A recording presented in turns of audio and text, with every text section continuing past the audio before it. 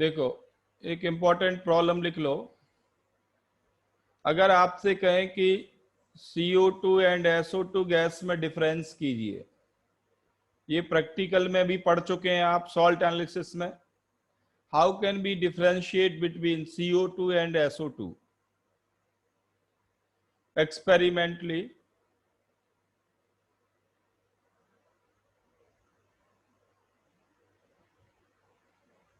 तो K2Cr2O7 experimentally जो आपको दिखाई पड़े,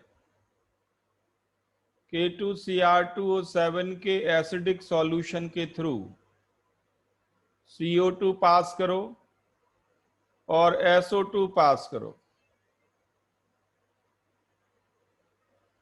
एसिडिफाइड K2Cr2O7 के थ्रू अगर CO2 पास करेंगे then there is no reaction, but SO2 pass करेंगे तो क्रोमियम सल्फेट का ग्रीन पीपीटी आएगा। क्रोमियम सल्फेट का ग्रीन पीपीटी आएगा।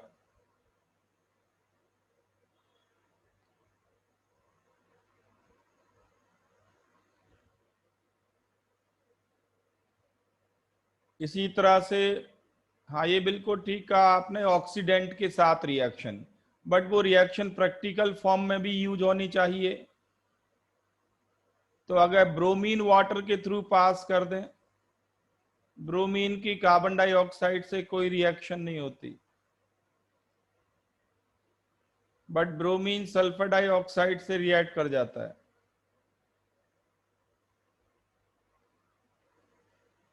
तो ब्रोमीन का रेडिश ब्राउन कलर डिसअपियर होता है। ब्रोमीन का रेडिश ब्राउन कलर डिसअपियर होता है, बट ज्यादातर तो यही केस आता है प्रैक्टिकल में एसिडिफाइड K2Cr2O7 के साथ।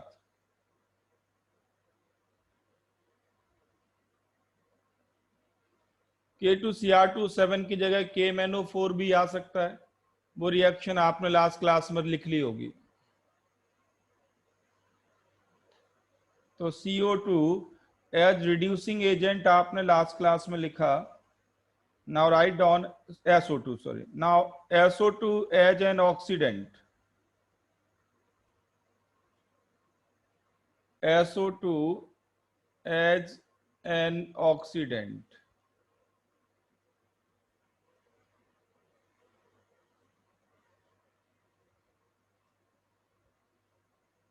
ऑक्सीडेंट की तरह काम कैसे करता है ये? तो दो तरह से काम ऑक्सीडेंट की तरह काम करता है।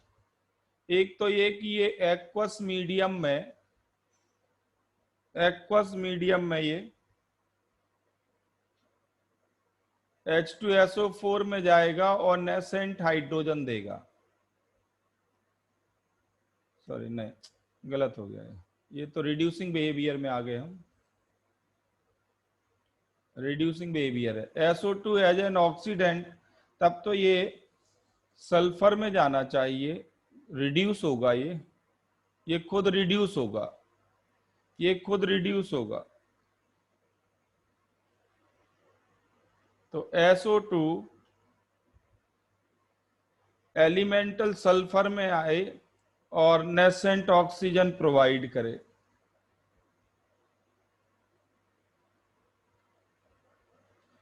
इस तरह से इसकी ब्रेकिंग हो कि ये खुद एलिमेंटल फॉर्म में आ जाए और नेसेंट ऑक्सीजन प्रोवाइड करे।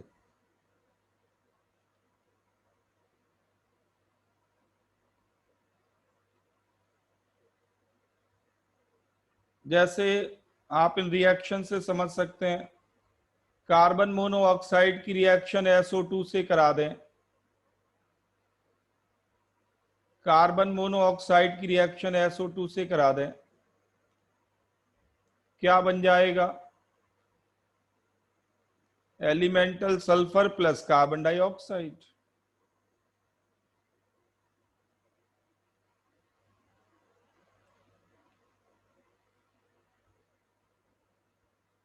ये जो एलिमेंटल ऑक्सीजन है ये H2S को भी ऑक्सीडाइज करेगी, तो इससे H2O प्लस S बनेगा।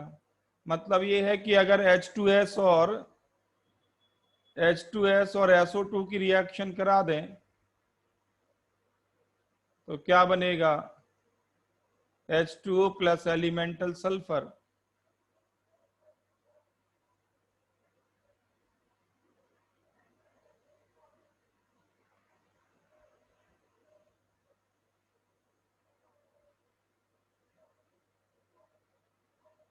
नेक्स्ट पॉइंट है इसमें, ये बिल्कुल ठीक आपने लिखा है कि अगर इसको नेसेंट हाइड्रोजन के साथ रिएक्ट कराया जाए, कोई नेसेंट हाइड्रोजन का सोर्स ले लें, तो ये H2O और एलिमेंटल सल्फर में आ जाएगा।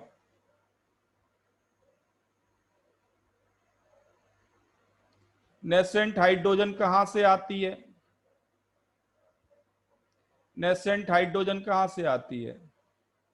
तो जैसे SnCl2 की रिएक्शन आप HCl से कराओ, ये SnCl4 में चला जाएगा, नेसेंट हाइड्रोजन देगा। Hg2Cl2 की रिएक्शन आप HCl से कराइए, HgCl2 बनेगा, नेसेंट हाइड्रोजन आएगी। नेसेंट हाइड्रोजन आएगी।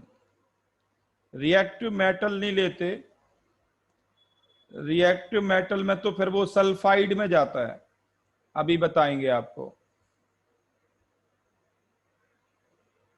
तो SnCl2 और Hg2Cl2 नेसेंट हाइड्रोजन के सोर्स है। मतलब ये है, अगर मैं आपसे कहूं कि SnCl2 HCl कॉम्बिनेशन को आपने SO2 से रिएक्ट करा दिया, क्या बनेगा? तो ये दोनों रिएक्ट करके क्या बनाएंगे? SnCl4 and nascent hydrogen. और नेसेंट हाइड्रोजन SO2 से रिएक्शन करके क्या बनाने वाली है? H2O plus S। तो ये रिएक्शन को इसके साथ कंबाइन कर दो, प्रोडक्ट क्या बनना चाहिए?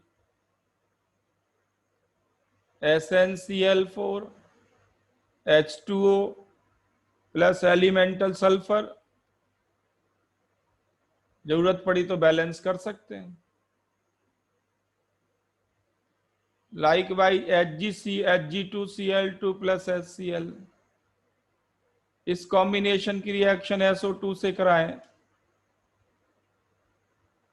मर्क्यूरस मर्क्यूरिक में आ जाएगा।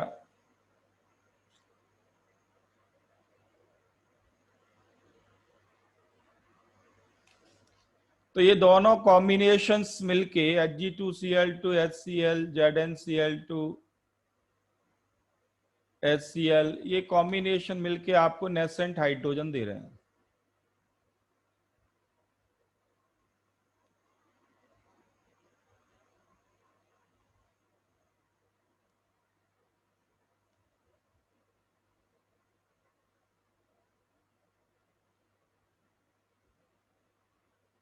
लिख लिया इनको?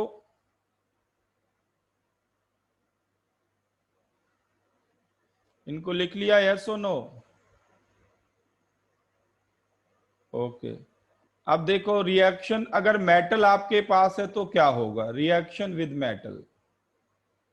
अगर मान लो मेटल को लेके आप कहो कि नहीं मुझे तो नेसेंट हाइड्रोजन बनानी है, आप कहो कि Zn और HCl कॉम्बिनेशन से नेसेंट हाइड्रोजन बनानी है,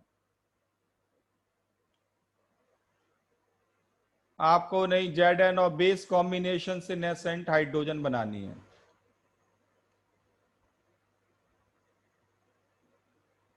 ठीक है, नेसेंट हाइड्रोजन बन सकती है, नो डाउट। और नेसेंट हाइड्रोजन SO2 को रिड्यूस करेगी, इसमें भी कोई डाउट नहीं।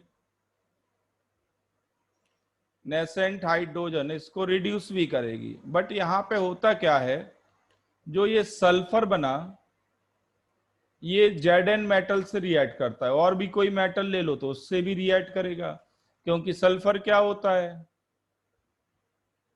Non metal. Sulphur non metal होता है।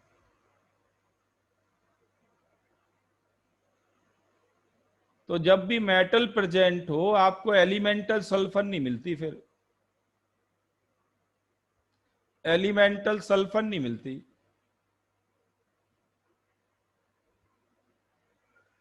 अगर ZnHCl कॉम्बिनेशन से आप SO2 की रिएक्शन कराएंगे तो आपको मिलेगा ZnCl2 ZnS मिलेगा प्लस H2O।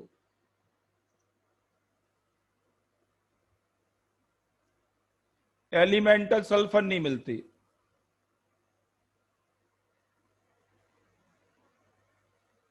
समझ में आया सबको?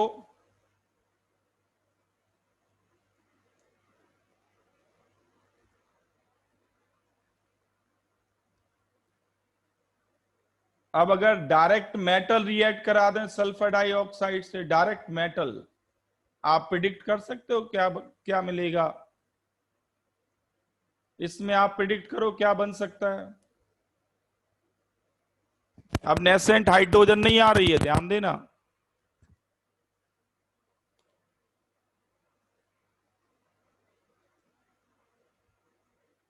तो आप कहोगे कि SO2 को तो इस तरह से ब्रेक होना होगा, बिल्कुल ब्रेक होगा। बट जो एलिमेंटल सल्फर बनी और ऑक्सीजन बनी, ये दोनों मेटल से रिएक्ट करते हैं। सल्फर भी रिएक्ट करेगा मेटल से और ऑक्सीजन भी रिएक्ट करेगा मेटल से। ऑक्सीजन तो मोर रिएक्टिव है ही, ये एलिमेंटल फॉर्म में अनस्टेबल होती है, पर सल्फर भी मेटल से रिएक्ट करता है।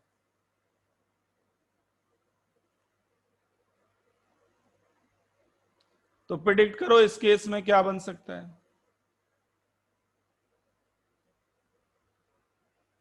तो MgO और MgS बनेगा। लॉजिकली समझ पा रहे हो ये प्रोडक्ट कैसे लिख रहे हैं? तो याद हो जाएगा। अगर रट्टे लगाओगे तो भूल जाओगे। थोड़ा लॉजिक लगा के याद करोगे तो याद हो जाएगा।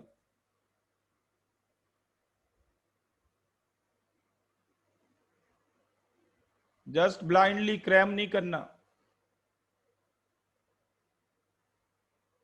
बताओ जरा, अगर आयरन डाल दें तो क्या बनेगा?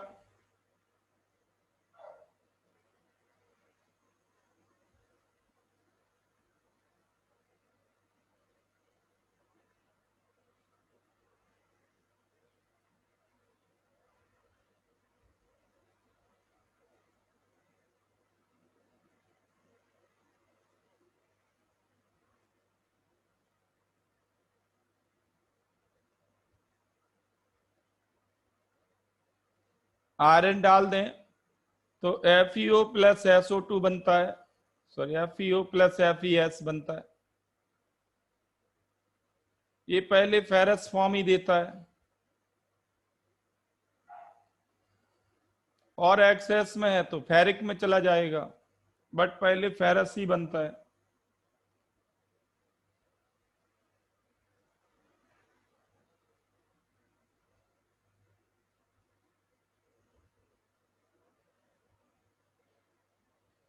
बट एक रिएक्शन, अगर मान लो मोर रिएक्टिव मेटल आपके पास है, मोर रिएक्टिव मेटल, ज्यादा नहीं लिखना है। अगर मोर रिएक्टिव मेटल आपके पास है तो क्या होगा? तो आप समझ सकते हैं वैरायटी कितनी है। जैसे सोडियम पोटेशियम लाइक,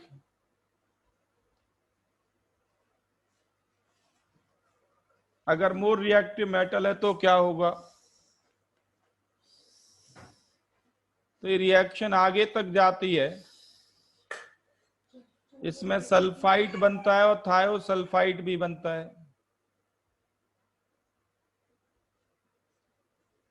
रिएक्शन रुकती नहीं है, सल्फाइड एंड थायोसल्फाइड बनता है, थायोसल्फेट।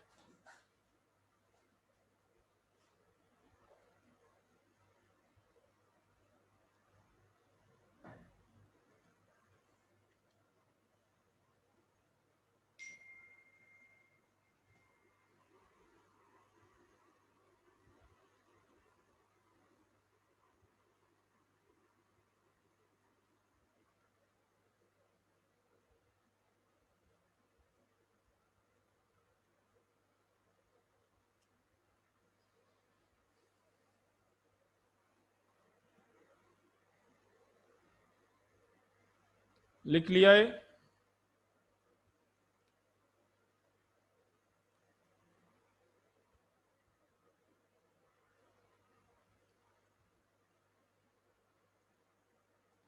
तो ये तो बात हुई SO2 as an oxidant, SO2 as an oxidant.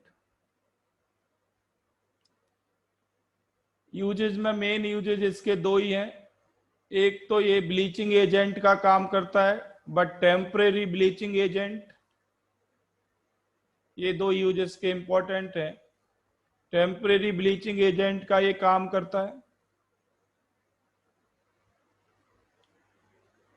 और दूसरा रिफाइनिंग में। किसकी रिफाइनिंग में? Refining of petroleum and sugar. Refining में जब सल्फर डाइऑक्साइड का यूज होता है तो सल्फर डाइऑक्साइड रिड्यूस होकर सल्फर में आ जाता है। अब मार्केट में आप देखें ये सल्फर नुकसानदायक होता है, फायदेमंद नहीं है। सल्फर हेल्थ के लिए फायदेमंद नहीं है ज्यादा। लिमिटेड अमाउंट में तो ठीक है, उतना हमें फूड के थ्रू मिल जाता है। इसलिए मार्केट में देखो जो शुगर बिकती है वो लिखते हैं सल्फर फ्री। कभी नोटिस करना आप, मार्केट में शुगर परचेज करने जाना,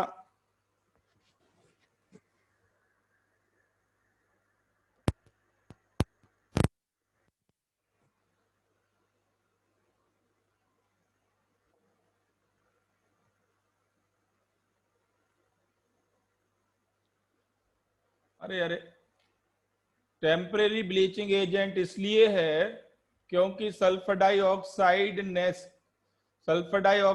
एक्वस मीडियम में नेसेंट हाइड्रोजन देता है, नेसेंट हाइड्रोजन देता है। आपको मैं अभी 2-3 बार तो लास्ट क्लास से लेके अब तक बोल चुका हूं कि SO2 का मेन बिहेवियर कौन सा होता है? ऑक्सीडेंट और रिडक्टेंट। मैंने यहीं से शुरुआत की थी। SO2 का मेजर बिहेवियर कौन सा होता है? रिडक्टेंट। रिडक्टेंट नेचर के चलते ये ब्लीचिंग एजेंट है। और अगर कोई रिडक्टेंट ब्लीचिंग एजेंट का काम करता है तो कैसी ब्लीचिंग होगी? टेम्परेरी या परमानेंट?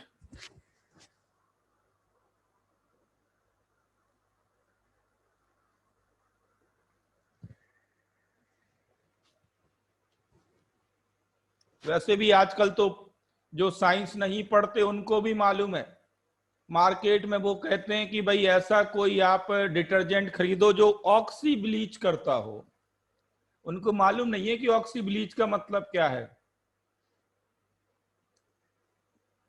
कोई सैलून में जाता है वो कहते हैं क्रीम लगाइए फेस पे जो ऑक्सी ब्लीच करती हो।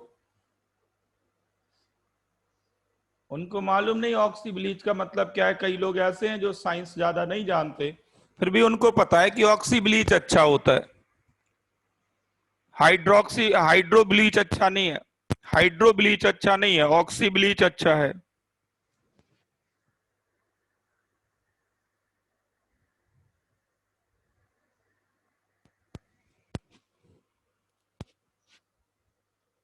जो टेलीविजन पे एडवर्टाइजमेंट आते हैं उन पे भी नोटिस करना कभी भी, वो लिखते हैं ऑक्सी ब्लीच।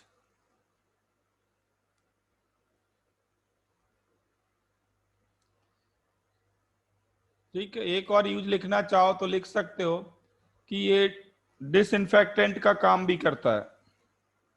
जर्म्स को किल करना हो, डिसइंफेक्टेंट।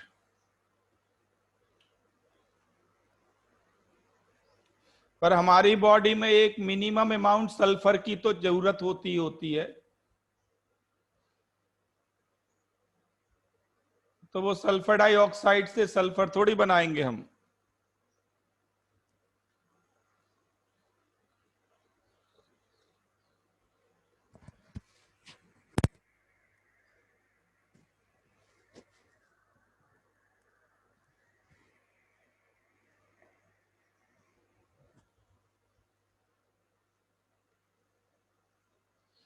हाँ, एमिनो एसिड प्रोटीन में सल्फर लिंकेजेस प्रेजेंट होती हैं, पॉलीमर्स में भी होती हैं, वो तो सल्फर की बात हुई। ठीक है, नेक्स्ट लिखो। नेक्स्ट, आपने H2S कर लिया था, क्या किया था पिछली क्लास में? पिछली क्लास में क्या किया था?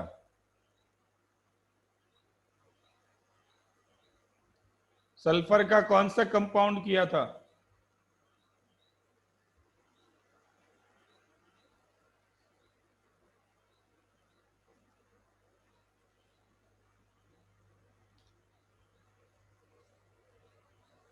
अच्छा, H2S करना है अभी, चलो ठीक है। नेक्स्ट कंपाउंड लिखो सल्फर का।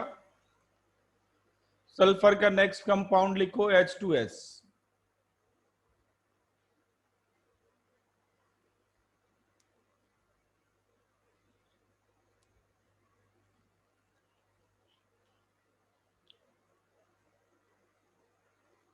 प्रिपरेशन लिखो इसकी, बिल्कुल सिंपल है। सल्फाइड आयन में अगर आप डाइल्यूट एसिड डाल दें, डाइल्यूट, तो आपको H2S गैस मिलती है।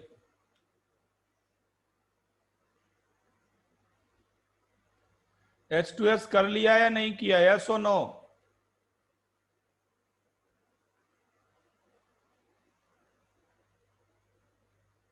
बस, तो ये पहला था, दूसरा था, ये क्या बोल रहे हो आप?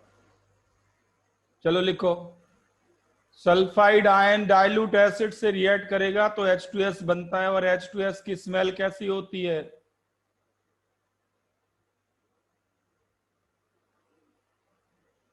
Rotten egg.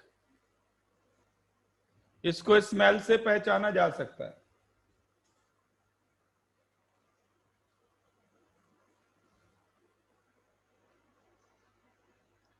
और इसी स्मेल के चलते हमारी जो स्कूल में लैब्स हैं, उनमें H2S बनाने के लिए एक स्पेशल एपरेटस यूज करते हैं। उसका नाम है किप्स एपरेटस। आपके स्कूल में गारंटीड रखा होगा लैब में।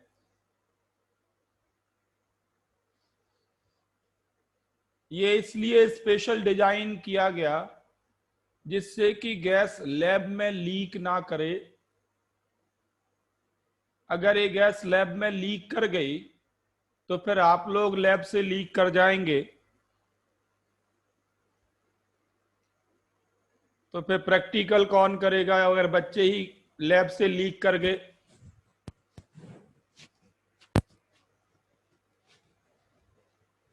तो पूरी लैब में स्मेल ना भर जाए, जितना H2S चाहिए उतना ही आपको मिले यूज करने को, तो लैब को आप रॉटन एग की स्मेल से फ्री रख सकते हैं by using Kipp's apparatus.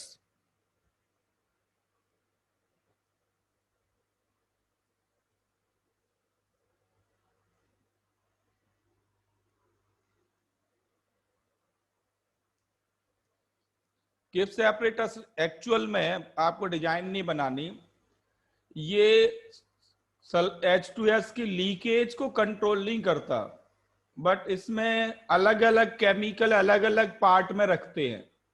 Sulphide अलग रखते हैं, एसिड अलग रखते हैं। जैसे ही आप उसमें वाल्व को ओपन करेंगे, ये दोनों मिक्स होंगे और गैस बनेगी, उसका आप यूज करेंगे, ऑन द स्पॉट उसका यूज कर लेंगे। तो वो इस तरह से डिजाइंड है कि इन दोनों को अलग अलग रखा जाए, बाकी और कोई खासियत नहीं है इसमें।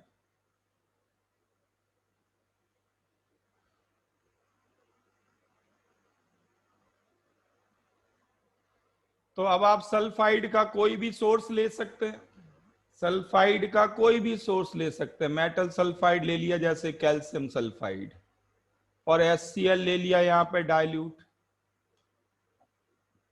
तो CaCl2 बनेगा, H2S गैस इवॉल्व होगी। मेटल सल्फाइड जो सल्फाइड आयन देता हो, ध्यान रखना, जो सल्फाइड आयन देता हो,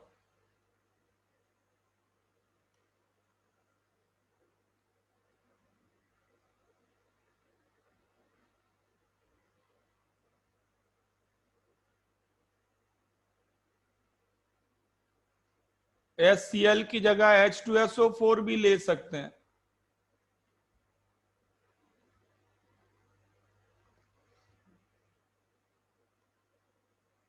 मैंने लिखा डाइल्यूट एसिड, ध्यान रखना, डाइल्यूट एसिड। ऑर्गेनिक एसिड भी आप ले सकते हैं, ऑर्गेनिक एसिड।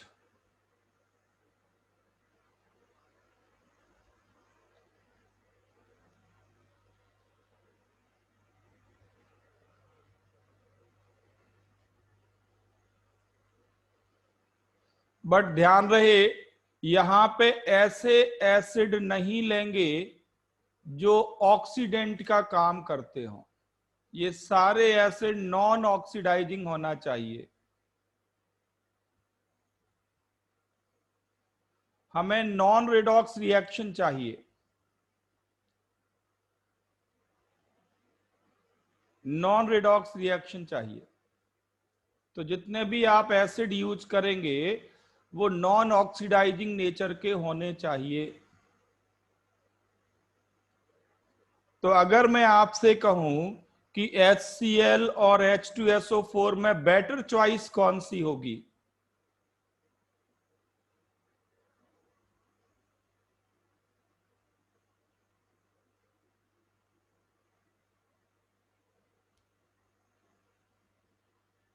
मान लीजिए ऑप्शन आया, दोनों लिखे हुए हैं, सिलेक्ट करना है कोई एक ही ऑप्शन, बेटर चॉइस कौन सी? तो बेटर चॉइस HCl। इसका रीजन ये है कि क्लोरीन लोएस्ट ऑक्सीडेशन नंबर में है और सल्फर हाईएस्ट में है, उल्टा बिल्कुल अपोजिट। तो H2SO4 तो ऑक्सीडेंट का काम कर सकता है, HCl कभी नहीं कर सकता।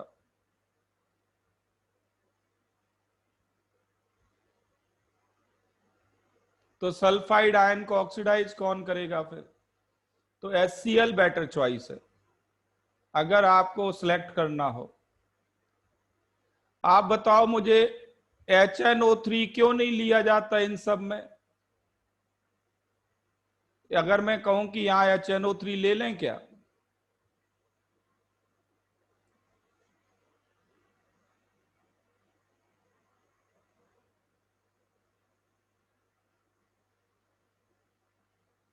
तो HNO3 के साथ तो इवन डाइल्यूट HNO3 भी नहीं ले सकते, डाइल्यूट HNO3 भी नहीं ले सकते।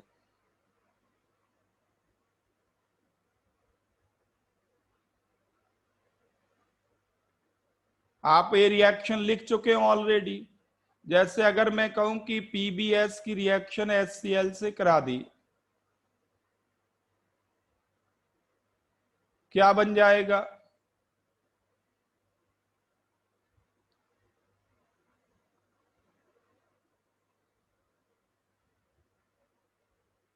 PbCl2 plus H2S।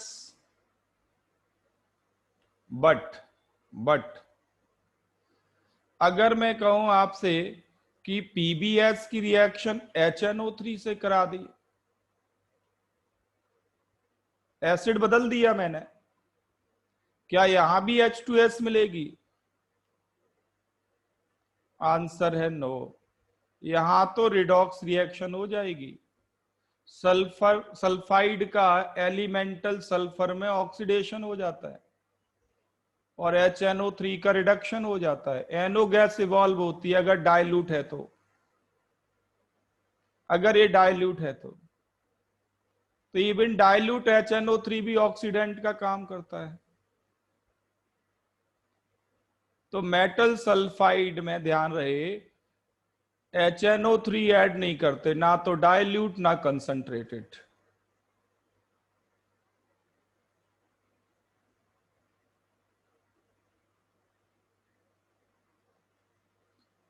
ये रिएक्शन तो होती है, इससे मिसकंसेप्ट क्रिएट मत कर लेना। मैं तो कह रहा हूं H2S नहीं मिलेगा, मैं ये बात कर रहा हूं।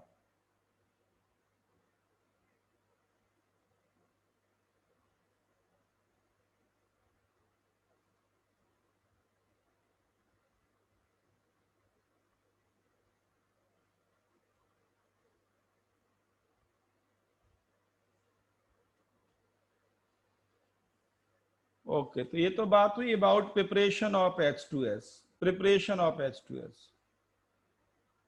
नाउ प्रॉपर्टीज, सल्फाइड से ही प्रेफरेबली H2S बनाते हैं। प्रॉपर्टीज,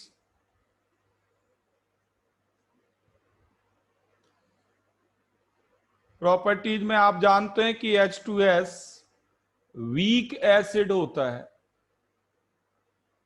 वीक एसिड होता है, डाइबेसिक एसिड।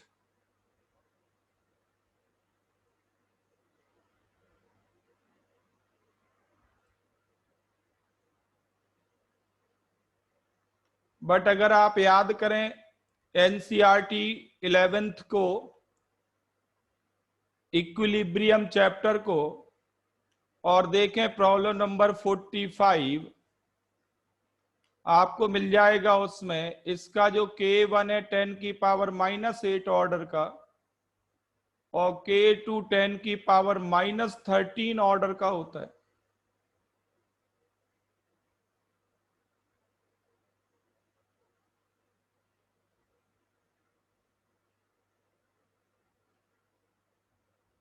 तो है ये वीक एसिड। ध्यान रखना, वीक एसिड की डेफिनेशन क्या है, किसको वीक एसिड माना गया है?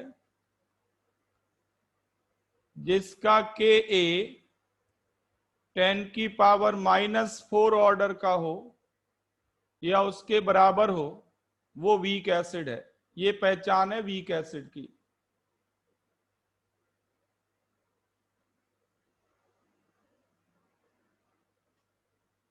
तो आप अंदाजा लगा लें कि क्या होगा। तो अगर ये वीक एसिड है तो क्या वीक बेस से रिएक्ट करेगा? मैं आपसे पूछूं कि बताओ इनमें से कौन सी रिएक्शन हो सकती है, इनमें से कौन सी रिएक्शन हो सकती है? दोनों, या कोई एक, या एक भी नहीं?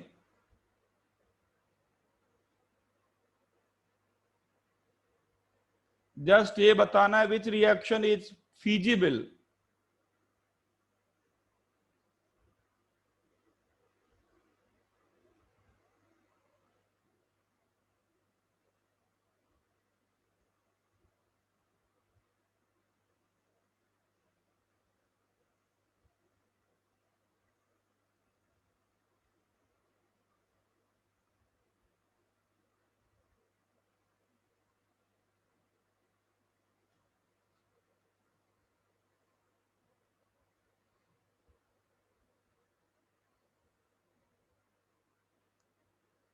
अगर मैं आपको दो ऑप्शन दूं इसमें भी कि NaHS बनेगा या Na2S बनेगा, बाइसल्फाइड मिलेगा या सल्फाइड मिलेगा,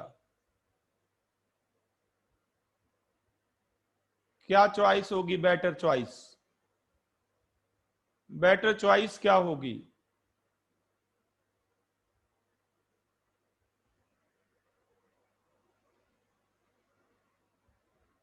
बेटर चॉइस होगी NaHS।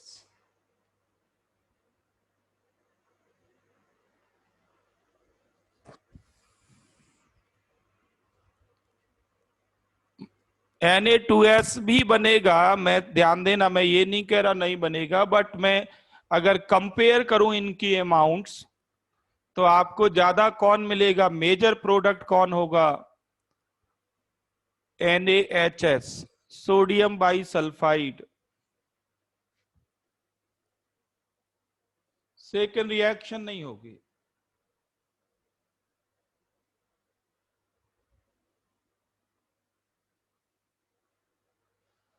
तो किस बेस से H2S रिएक्ट करेगा? स्ट्रॉन्ग बेस के साथ या वीक बेस के साथ? तो H2S रिएक्ट करेगा स्ट्रॉन्ग बेस के साथ, वीक बेस के साथ तो रिएक्शन करेगा नहीं।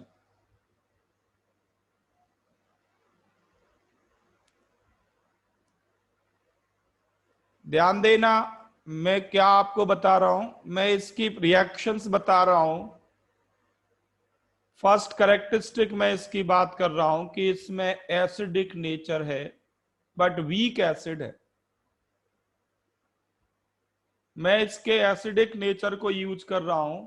आई am talking about non redox reaction, non redox, इसको ट्रीट कर रहे हैं as a source of H plus ion. तो अब आप बता सकते हैं आसानी से, अगर मैं कहूं कि मेटल ऑक्साइड कैसे नेचर के होते हैं, एसिडिक या बेसिक?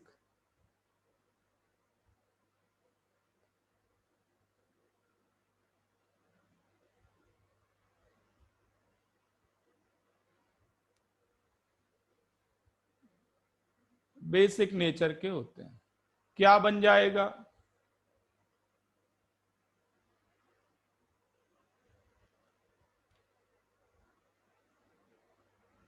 तो ये देगा MgS प्लस H2O।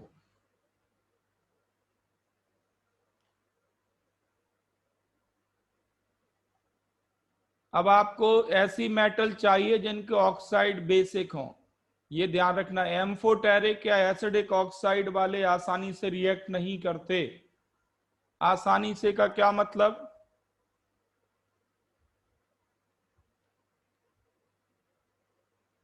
जैसे H2S एम्फोटेरिक है, सॉरी ZNO, तो इसको आपको हीट करना पड़ेगा।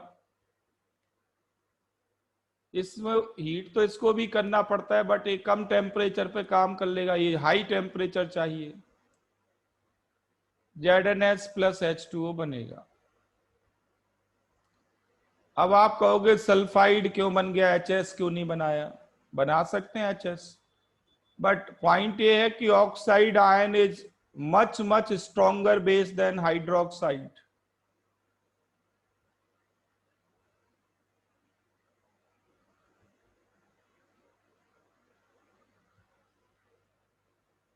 और दूसरा पॉइंट है कि एक ऑक्साइड आयन 2H से कंबाइन करता है प्रेफरेबली।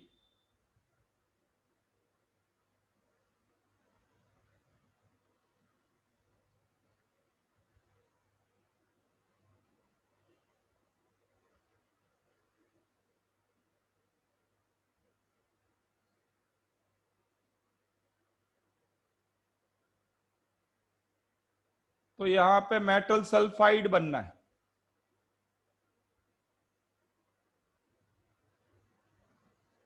आप ऐसे भी सोच सकते हैं, जरूरी नहीं है कि मेटल ऑक्साइड डालो, डायरेक्ट मेटल डाल दो, क्या प्रॉब्लम है? डायरेक्ट मेटल डाल दो तो फिर नेचर बदल जाएगा, क्योंकि मेटल तो आप मालूम है रिड्यूसिंग एजेंट होते हैं, तो H2S पर रिड्यूस होने लगेगा। ये तो मैं बात कर रहा हूं एसिड बेस रिएक्शन की, अभी एसिड बेस रिएक्शन की। ये नॉन रिडॉक्स रिएक्शन है। तो आपने बेस डाल दिया और बेसिक ऑक्साइड डाल दिया जो स्ट्रॉन्ग बेस हो। अगर एम्फोटेरिक है तो आपको स्ट्रॉन्ग हीटिंग चाहिए।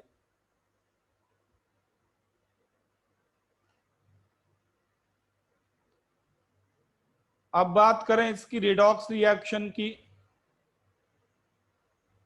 तो इसमें दो इंपॉर्टेंट पॉइंट आपके पास हैं, ध्यान देना। H2S ये है, H2S में आप हाइड्रोजन की ऑक्सीडेशन नंबर निकालें तो +1,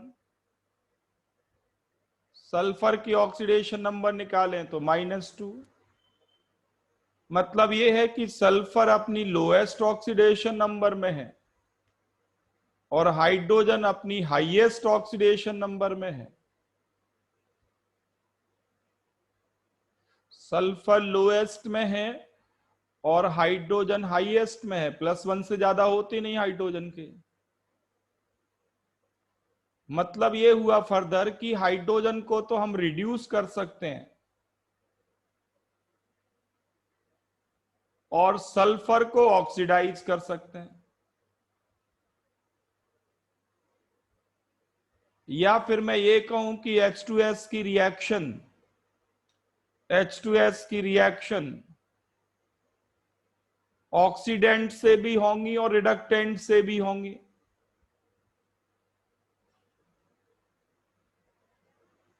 बट यहां पे डिफरेंट एलिमेंट हैं जो रिएक्ट करेंगे।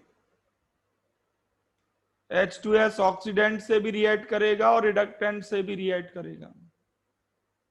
अगर रिडक्टेंट से रिएक्ट कराएंगे तो ये H रिएक्शन में आएगा, रिडक्टेंट से रिएक्शन कराएंगे तो H रिएक्शन में आएगा, H की वजह से रिएक्शन होंगी, और ऑक्सीडेंट से रिएक्शन कराएंगे तो सल्फर की वजह से रिएक्शन होंगी।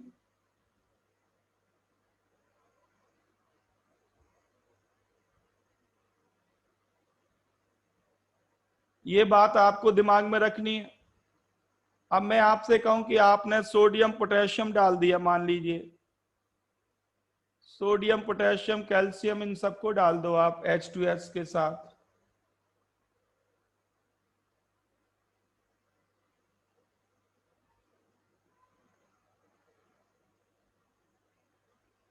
तो इतना स्ट्रॉन्ग रिड्यूसिंग एजेंट है, आपको मालूम है एल्कली मेटल है, सोडियम सल्फाइड बनेगा और H2 गैस इवॉल्व होगी।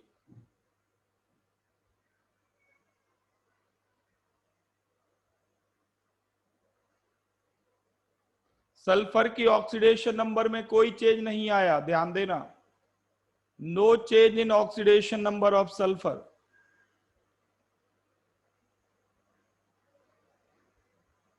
तो H2O क्या, Na क्या है आपको मालूम है, रिडक्टेंट,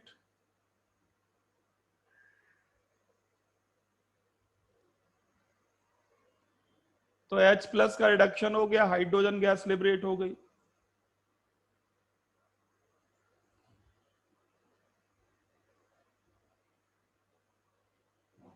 तो आप मोर रिएक्टिव मेटल ऐड करो, ये आसानी से आपको H2 दे देगा।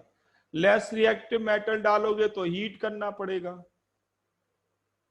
लेस रिएक्टिव मेटल डालोगे तो धीरे धीरे करके आपको टेम्परेचर बढ़ाना पड़ता है।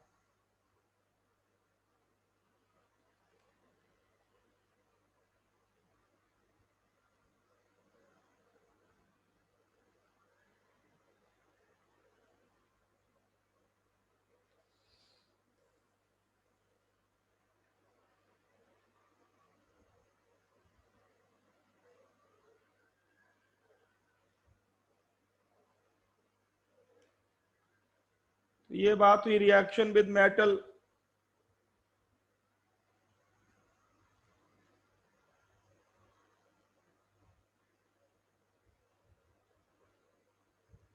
और अगर आप चाहते हैं कि सल्फाइड आयन ऑक्सीडाइज हो जाए, H2S ऑक्सीडाइज हो जाए,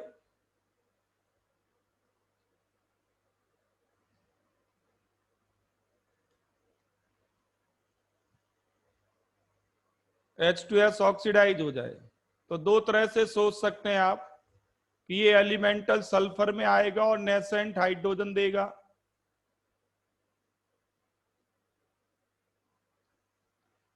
नेसेंट हाइड्रोजन देगा। नेसेंट हाइड्रोजन कौन कौन ले लेते हैं? नेसेंट हाइड्रोजन वो सब ले लेंगे जो नेसेंट ऑक्सीजन देते होंगे। तो ज्यादा रिएक्शन नहीं लिखनी, मेन है KMnO4 K2Cr2O7। अगर KMnO4 के एसिडिक सॉल्यूशन के थ्रू H2S गैस पास कर दें तो रिएक्शन हो जाएगी, आपको मिल जाएगा K2SO4 MnSO4 plus H2O plus elemental sulphur, sorry elemental sulphur.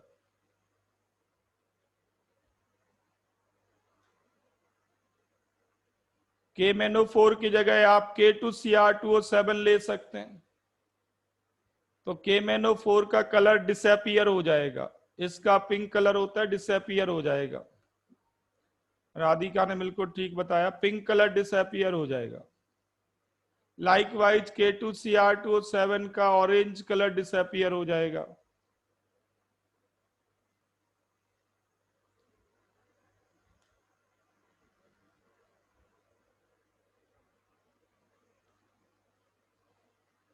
K2Cr2O7 आप ऐड कर सकते हैं, यहां पे बनेगा क्रोमियम सल्फेट। क्रोमियम सल्फेट का कलर आप जानते ही हैं, ग्रीन PPT।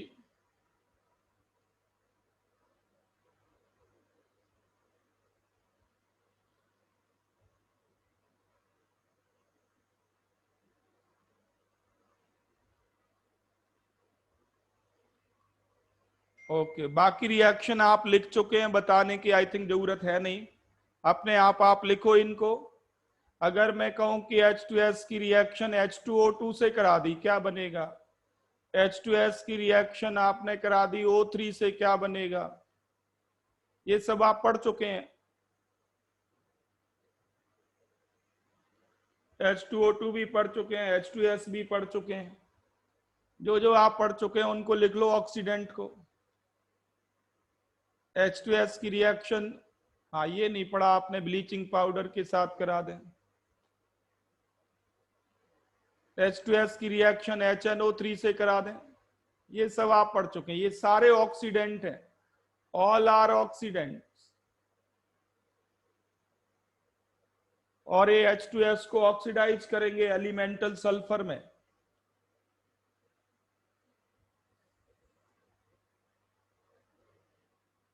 ऐसे सोचो ये सब नेसेंट ऑक्सीजन दे रहे हैं। H2S की रिएक्शन नेसेंट ऑक्सीजन से हो तो आपको मालूम है H2O प्लस S बन जाएगा।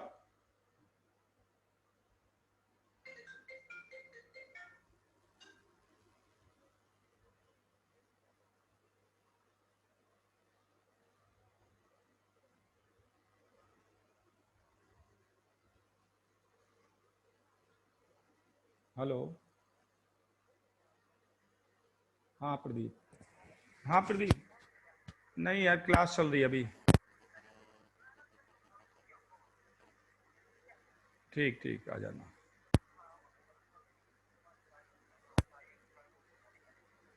अच्छा कोई बात नहीं, आराम से आ जाना, कोई बात नहीं, आराम से आ जाना। ठीक ठीक है,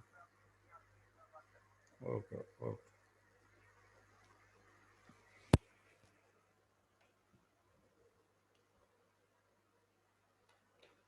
तो ये बेस रिएक्शन आपको दिमाग में रखनी है। ये सब नेसेंट ऑक्सीजन के सोर्स हैं। तो ये बन जाएगा H2O प्लस एलिमेंटल सल्फर। इससे क्या बनेगा? H2O प्लस S, और ये O2 में आएगा। इससे क्या बनेगा? H2O प्लस S, ये एलिमेंट, और ये किस में आ जाएगा? CaCl2 में। HNO3 के साथ कराएं। अब HNO3 में देना पड़ेगा कि कौन सा HNO3 है, कंसंट्रेटेड है या डाइल्यूट है। तो अगर ये ऑक्सीडेंट लेना है तो नॉर्मली कंसंट्रेटेड ही लेते हैं। तो ध्यान देना, ऑक्सीडेंट लेना है तो कंसंट्रेटेड, कंसंट्रेटेड लेंगे तो NO2 बनाएंगे, डाइल्यूट लेंगे तो NO बनाएंगे। ये तो दोनों केस में ऑक्सीडेंट का काम करता है।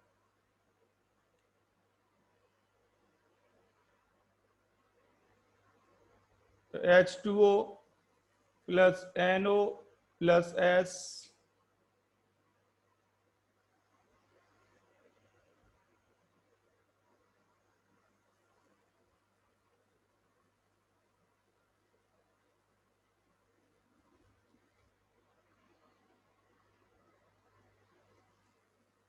आ गया समझ में?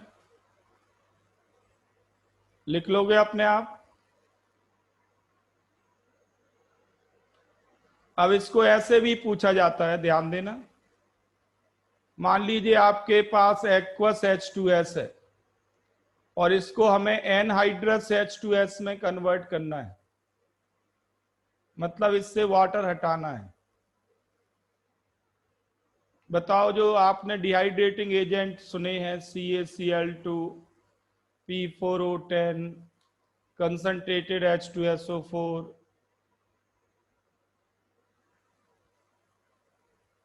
इनमें से किसका यूज कर सकते हैं या किस किस का यूज कर सकते हैं?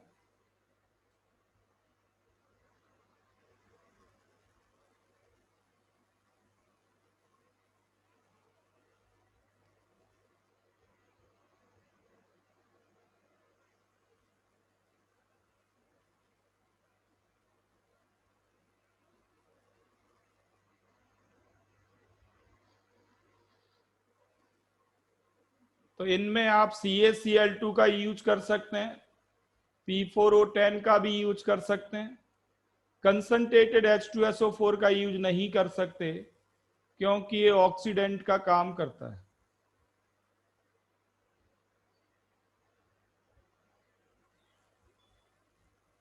ये ऑक्सीडेंट का काम करता है और ये H2S को ऑक्सीडाइज कर देगा। H2S को ऑक्सीडाइज करेगा कंसंट्रेटेड H2SO4, कंसंट्रेटेड इन एलिमेंटल सल्फर। ये जो सल्फर है ये एलिमेंटल फॉर्म में आएगी और आपको मालूम है कि कंसंट्रेटेड H2SO4 रिड्यूस होगा। ये किस में आता है रिड्यूस होके? ये सल्फर डाइऑक्साइड में। अभी H2SO4 पढ़ेंगे आगे।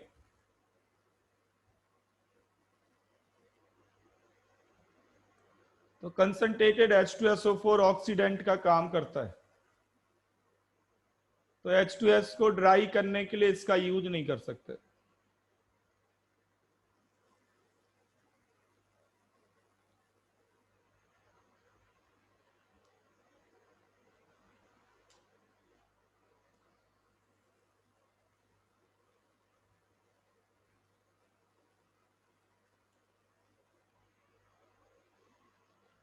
ठीक है, अगर आपको ए और बी में बेटर चॉइस लेनी है तो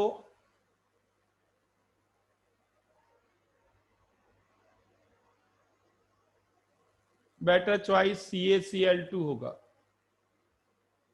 क्योंकि P4O10 तो फिर भी रिस्की है। Risky in what sense? Phosphorus की मैक्सिमम ऑक्सीडेशन नंबर है +5।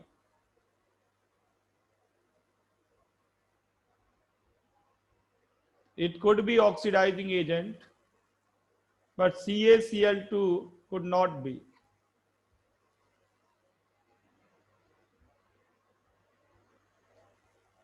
अब आप कहोगे यहां तो Ca हाईएस्ट में है, ये भी हो सकता है।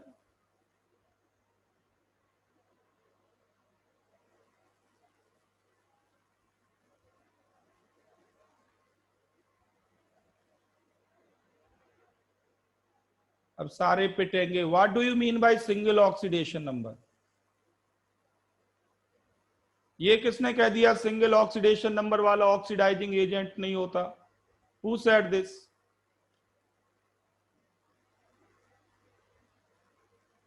इस रिएक्शन का रिडक्शन पोटेंशियल हाई नेगेटिव होता है।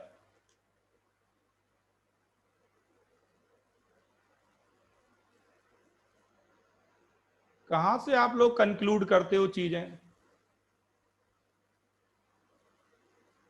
ये single oxidation number reducing agent नहीं होता। I have never said this statement.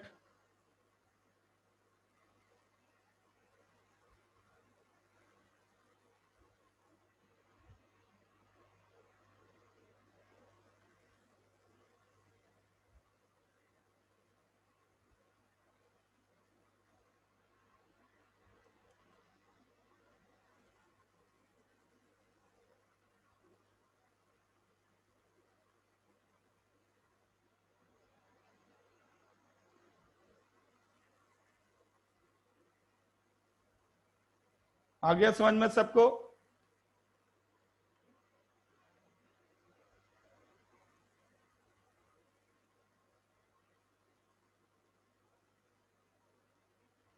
तो ये पॉसिबिलिटी है, या तो नेसेंट ऑक्सीजन का सोर्स ले लो एक, ध्यान देना, नेसेंट ऑक्सीजन का सोर्स ले लो, या कोई ऐसा केमिकल ले लो जो इसकी नेसेंट हाइड्रोजन को ले ले। अब मैं थोड़ा एक दो एग्जांपल नेसेंट हाइड्रोजन वाले आपको दे रहा हूं। जैसे ये है SnCl4, ये नेसेंट हाइड्रोजन ले लेगा, किस में बदल जाएगा?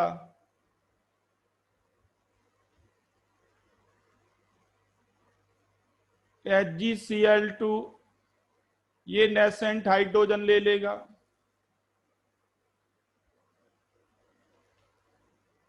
FeCl3, ये नेसेंट हाइड्रोजन ले लेगा,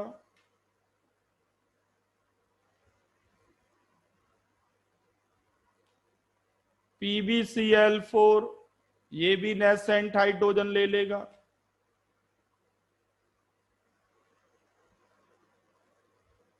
मैंने क्या किया, डेलिबरेटली यहां पे इसको हायर ऑक्सीडेशन नंबर में लिया,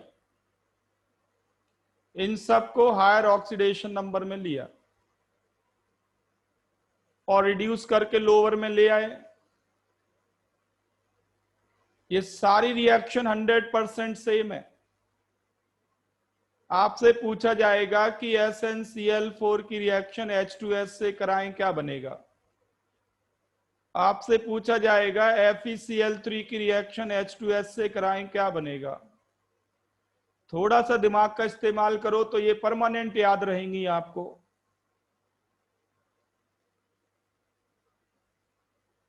परमानेंट याद रहेंगी आपको, जस्ट रटना नहीं है, ब्लाइंडली क्रैम नहीं करना।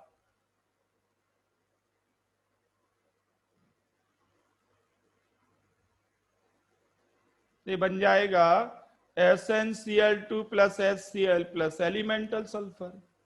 ये बन जाएगा FeCl2 plus HCl plus elemental sulphur.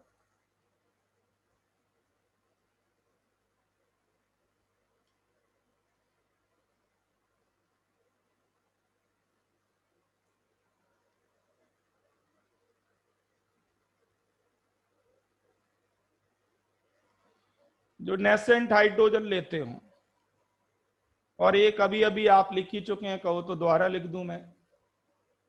अभी थोड़ी देर पहले ही आपने लिखा होगा, सल्फर डाइऑक्साइड भी तो नेसेंट हाइड्रोजन लेता है।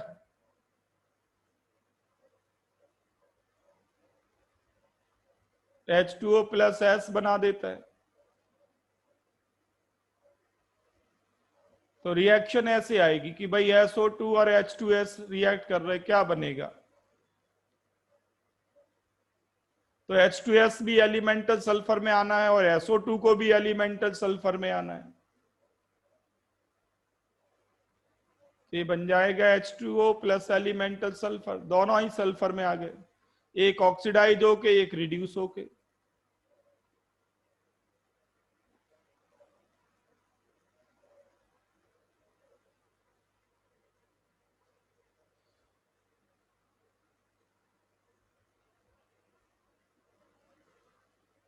ओके, अब हम बात करते हैं H2S in practicals, use of H2S in qualitative analysis.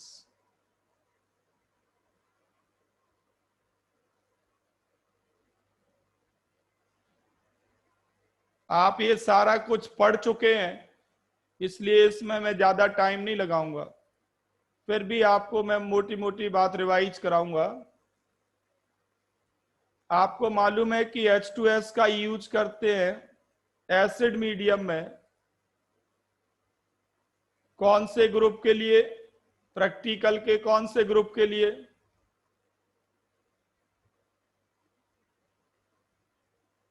Practical के कौन से ग्रुप के लिए H2S लेते हैं, एसिड मीडियम में पास करते हैं।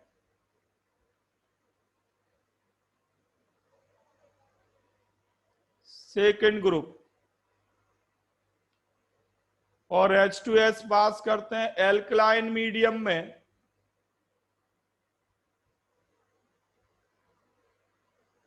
एल्कलाइन मीडियम में फोर्थ ग्रुप में।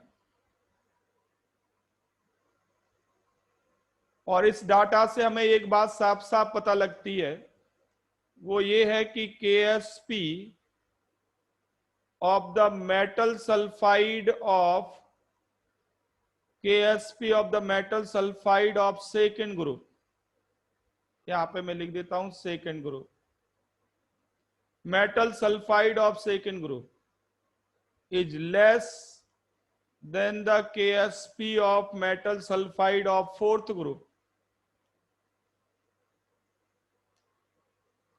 मेटल सल्फाइड, भाई जिनका KSP लेस होगा उनका ईजियर प्रेसिपिटेशन होगा,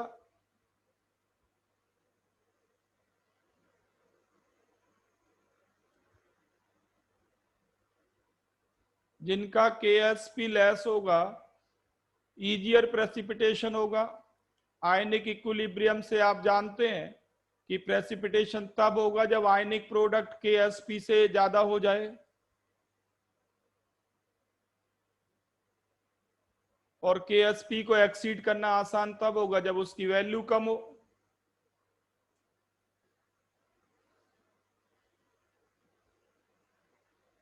अब आपको ये पता होना चाहिए कि सेकंड ग्रुप में कौन कौन है और फोर्थ ग्रुप में कौन कौन है।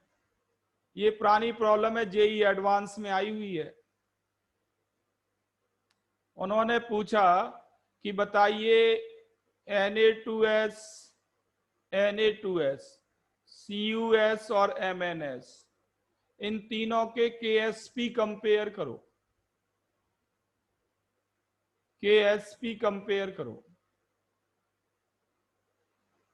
अब आप KSP के डाटा तो याद कर नहीं सकते,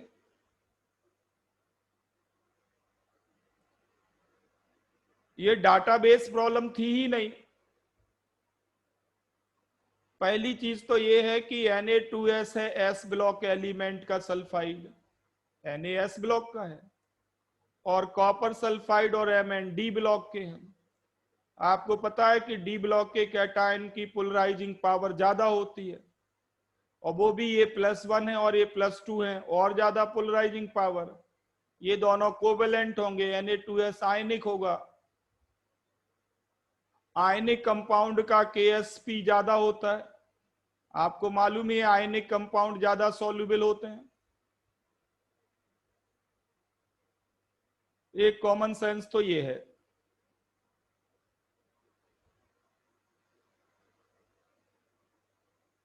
अब बात रही CuS और MnS में कैसे कंपेयर करें। कॉपर और Mn दोनों D ब्लॉक के हैं, दोनों D ब्लॉक के हैं। तो अब आपको प्रैक्टिकल्स में इनके ग्रुप नंबर की इंफॉर्मेशन होनी चाहिए, प्रैक्टिकल्स में ग्रुप नंबर पता होना चाहिए।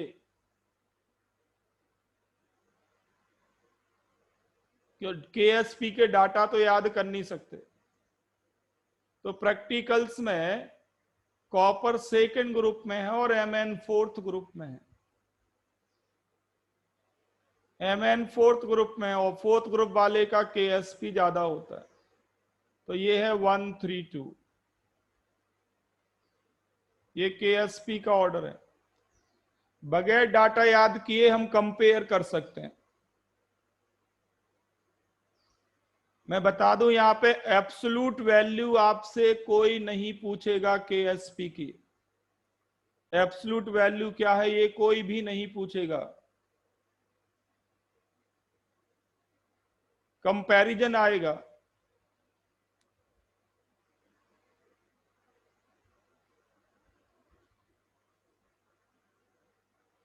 तो सेकंड ग्रुप में कौन कौन होते हैं, ये रिएक्शन कहलाती है आयन एक्सचेंज रिएक्शन, इनको कहते हैं ion exchange reactions.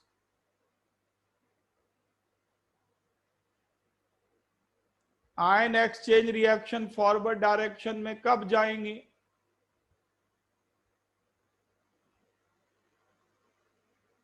Ion exchange reaction forward direction में तब जाएंगी जब प्रोडक्ट या तो लेस सॉल्युबल हो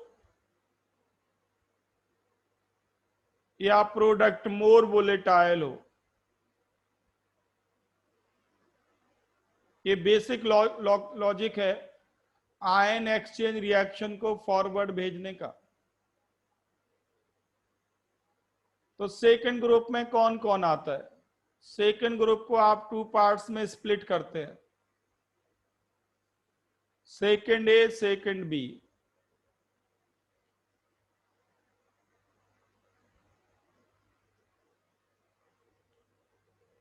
तो इसमें आता है Pb2+ ion, mercuric ion, copper ion, इस कॉपर के बाद iron, cadmium,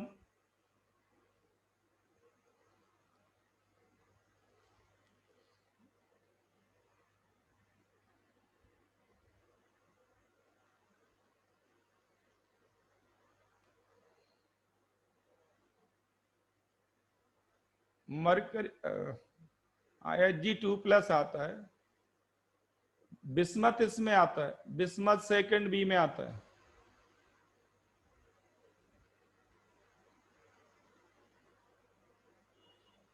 bismuth ion, stannous ion, stannic ion, antimony,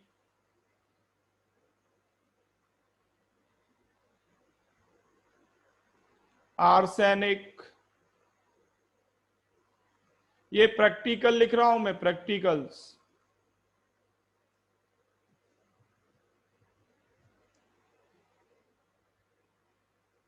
second ए और सेकंड बी में डिफरेंस क्या है? एनसीईआरटी की भी प्रैक्टिकल की अलग से बुक्स आती हैं, आप डाउनलोड कर सकते हैं, फ्री डाउनलोडिंग। और आप प्रैक्टिकल बुक परचेज भी कर सकते हैं, प्रैक्टिकल अलग से आता है।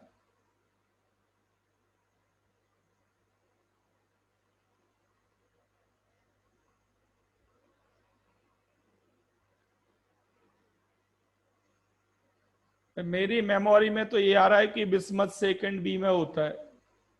सेकंड बी में वो होते हैं जिनके सल्फाइड सॉल्युबल होते हैं किसमें?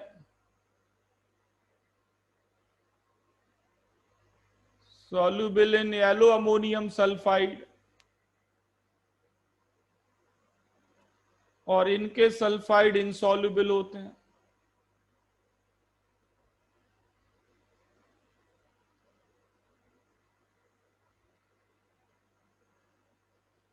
अब जरा देखना, मैं शायद भूल रहा हूं, कोई बात नहीं, इसको देख के कंफर्म करके बताऊंगा। अगर आपको याद है तो अच्छी बात है। मेरी मेमोरी से स्लिप हो रहा है बिस्मथ आयन कहाँ है।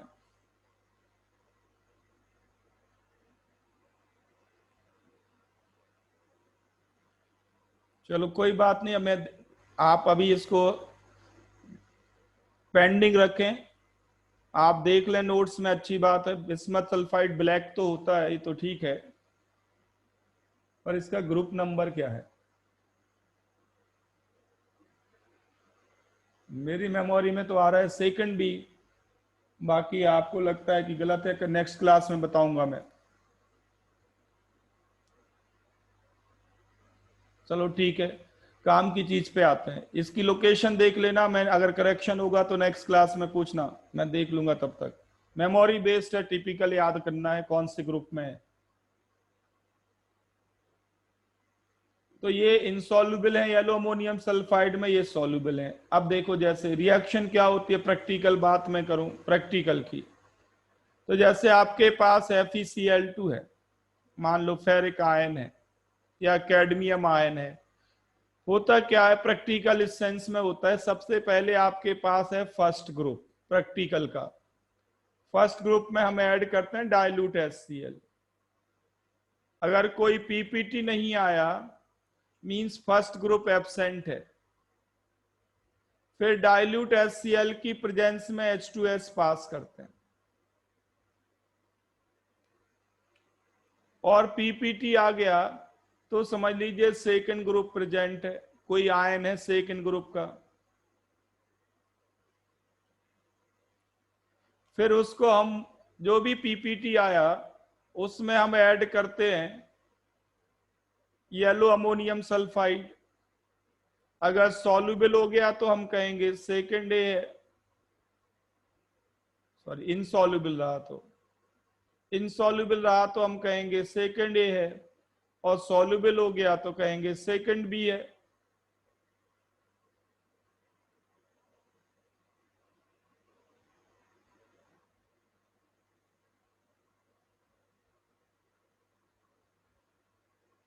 इनसॉल्युबल है तो सेकंड ए, सॉल्युबल है तो सेकंड बी।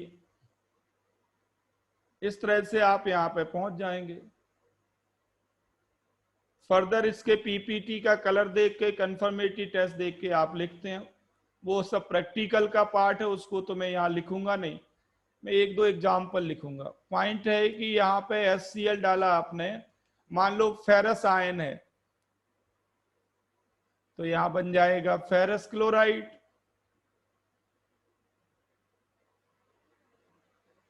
अब फेरस क्लोराइड तो प्रेसिपिटेट होता नहीं है, तो फर्स्ट ग्रुप में कुछ नहीं दिखेगा। H2S पास करेंगे तो आपको नजर आएगा सेकंड ग्रुप में FeS बनेगा और HCl बनेगा। अब ये reaction just ion exchange reaction है, nothing else but ion exchange reaction. Ferrous ion 2+ sulphide ion से कंबाइन कर रहा है और Cl- H+ से कंबाइन कर रहा है। आयन एक्सचेंज रिएक्शन है, फिर फॉरवर्ड कैसे जा रही है?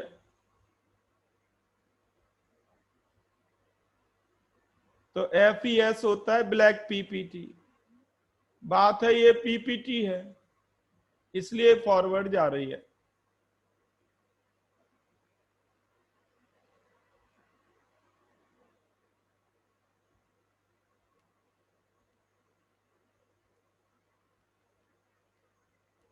तो आप सेकेंड ए के साथ लिख सकते हैं उनके सॉल्ट लेके, मेनली क्लोराइड लेके, क्योंकि फर्स्ट ग्रुप में क्लोराइड बन जाते हैं फर्स्ट ग्रुप में HCl डालने पे। और इसके साथ आप जितनी चाहे रिएक्शंस लिख सकते हैं।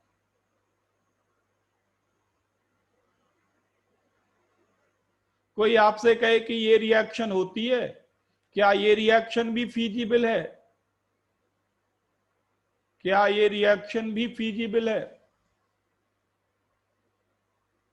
बोलो, क्या ये फीजिबल रिएक्शन है? ऐसे क्वेश्चंस लगातार आते रहते हैं।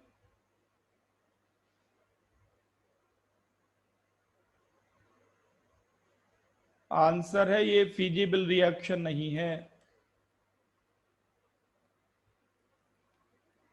उल्टा हो जाएगा, कैल्शियम सल्फाइड और HCl रिएक्शन करके H2S देंगे।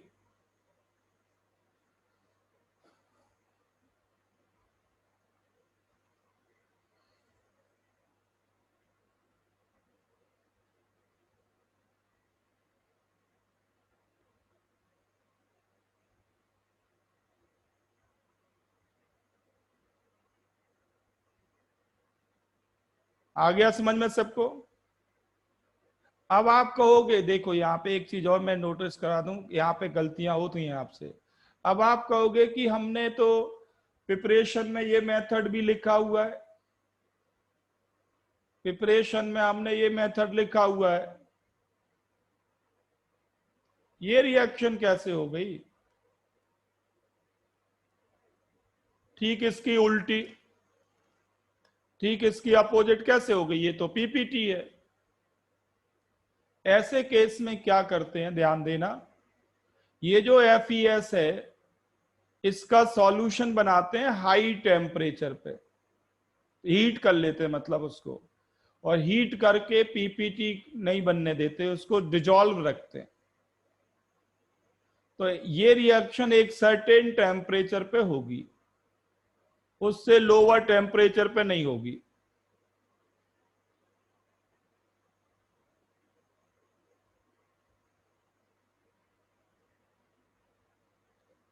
नहीं ऋषभ, फिर से सुन लो ध्यान से, ये गैस है, ये PPT है। अगर ये PPT है और ये गैस है तो ये रिएक्शन नहीं होगी। क्यों नहीं होगी? क्योंकि मीडियम में सल्फाइड आयन ही नहीं आएंगे। PPT का क्या मतलब है? सेटल्ड। मीडियम में सल्फाइड आयन नहीं आएंगे तो रिएक्शन कैसे होगी? तो आपको पहले इसे डिजॉल्व करना होगा, और डिजॉल्व करने के लिए हीटिंग करेंगे। जब ये डिजॉल्व हो जाएगा फिर HCl पास करो तो रिएक्शन हो जाएगी।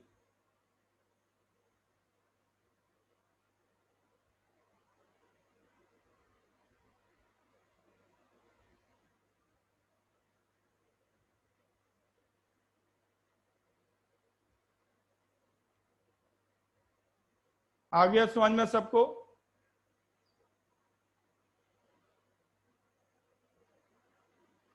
तो लो टेम्परेचर पे ये रिएक्शन नहीं होगी, हाई टेम्परेचर पे ये रिएक्शन हो जाएगी। अगर आप थर्मोडायनेमिक सेंस में इसको देखना चाहते हैं तो वो ये है, ΔG = ΔH - T ΔS। ध्यान देना, लो टेम्परेचर पे रिएक्शन ना होना उसका रीजन ये है कि FeS इंसॉल्युबल होता है, ये वाटर में सल्फाइड आयन देगा ही नहीं, और जब ये सल्फाइड आयन नहीं देगा तो HCl से रिएक्शन करके H2S आएगी नहीं।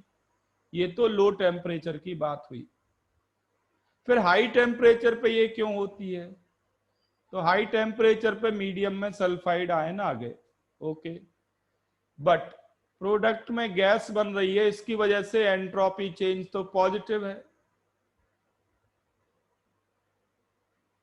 और आपको ये मालूम है कि एंट्रोपी चेंज पॉजिटिव हो तो किसी ना किसी हाई टेम्परेचर पे डेल्टा जी निगेटिव बन जाएगा।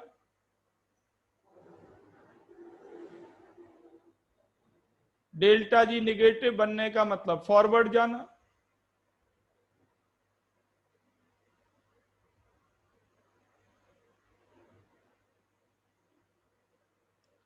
तो ये है H2S की रिएक्शंस प्रैक्टिकल्स में। बाकी प्रैक्टिकल में आप सारी पढ़ चुके हैं, मैं उनको दोबारा नहीं लिख रहा हूं यहां पे, आप वो सारी रिएक्शन प्रैक्टिकल में सेपरेटली पढ़ चुके हैं।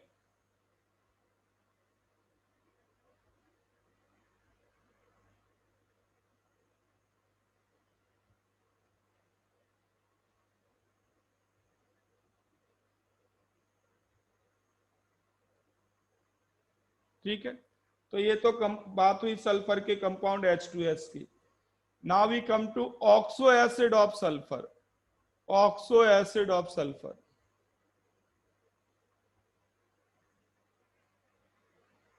Oxo acid.